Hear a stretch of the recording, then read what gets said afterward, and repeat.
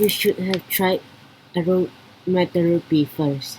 This one's impossible to get to, Diana says. We've been picking our way through the woods behind the school for half an hour. Diana ducks under a low branch and stops to pick burrs out of her hair. Can I have those? I hold my hand for the burrs. She gives me a look. I like messing around with them.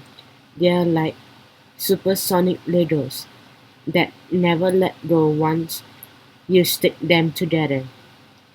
I add Diana's burrs to the double helix I've made from the ones that keep sticking to my socks. What's that supposed to be? She asks. DNA. Diana rolls her eyes. Are we almost there yet?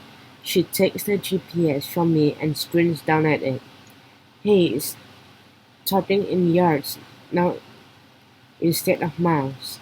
65 yards this way, she points, toward the riverbank where the trees start to thin out a little.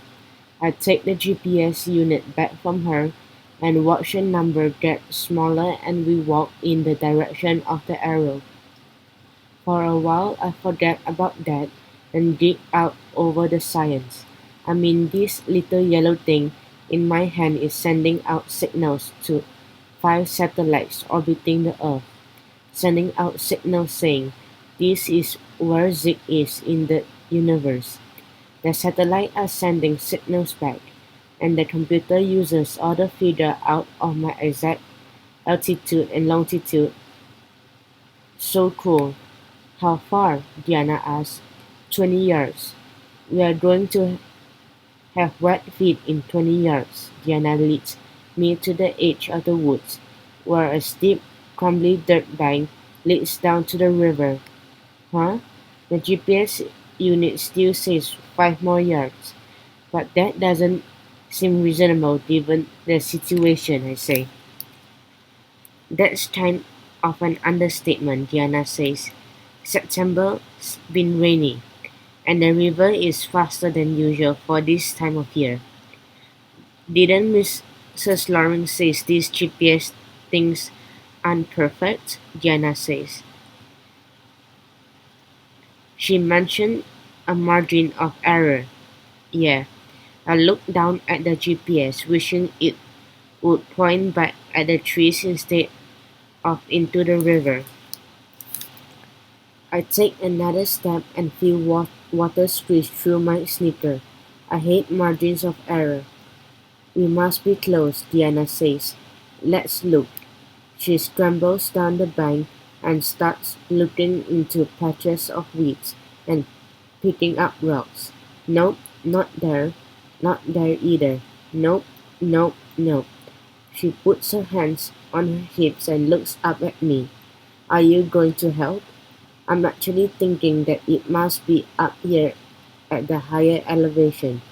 The area where you're standing would flood in the spring, and the cache is in a plastic container that would float away.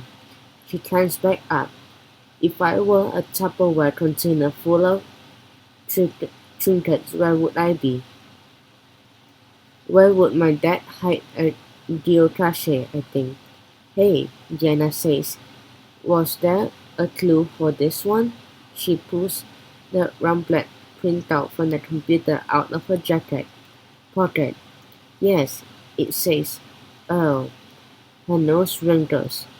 Brazil Cadilla were on click Jaguit Ors.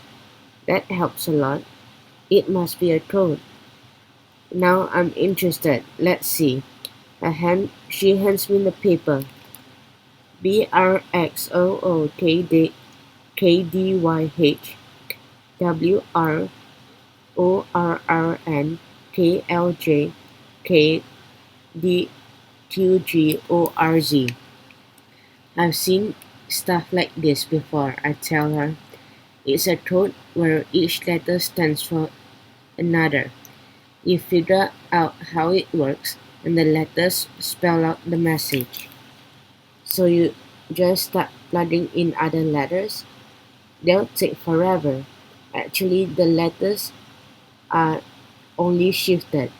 So an A, for example, might really be the letter that comes 5 letters later. We need to figure out what the shift is, whether it's 5 letters off or 3 or what. I pull a pencil and yesterday's maths homework out of my backpack. What are you, a secret agent? How do you know this stuff? I read it in a book about spies during the American Revolution. They used codes to spy, so spies would carry secret messages that wouldn't be given if they got caught. And they got the idea from ancient times. This kind of thing is actually called a Caesar cipher. Julius Caesar used it to communicate with his generals in ancient Rome. I sit down in the leaves and lean against a tree trunk, studying the message. Kiana plunks down next to me and starts tossing leaves in the air. After a while, she leans over. Got it yet? Hold on, I'm looking for clues. Like what? Like letters standing by themselves. I tell her, a letter by itself has to be either an I or A. So you choose one. Let's say A. Then you can look at what letter the code maker is using to represent it. Figure out how many letters away from A that is, and you figure out the code. Diana looks at the scrap of paper in my hand. There aren't any letters alone. No, but look, I point to the BRXOO. This has to be a contraction the, where the apostrophe comes before 2 letters that are the same. Diana throws the maple leaves. That would have to be "shield" or "you". You got it. I say that means the code maker used O to represent the letter L. O comes on 3 letters after L, so if we're right, it's 3 letters displacements. So every A is really a D, every B is really an E, and so on. I scribble a quick chart under the coded message and handed it to her. Can you figure it out? Diana asks, takes the pencil from me. She has it within a minute. You'll have to look high and low. I read it aloud and look up. There's a hole in the trunk of the white pine I was leaning against. A perfect hiding spot. That's it. And he named the cache nest egg. I say, it makes sense. It'd be a great spot. Diana doesn't sound so sure. If somebody could get up there, but I can't imagine. I know that's it, I say. Dad would climb up there in a heartbeat. He's the one who taught me to climb the sugar maple in the yard at our old house when I was 4. He climbed up behind me, and we sat out on the branches and scared Mom when she came home from a grocery store. That's him. Who? I mean, that's it.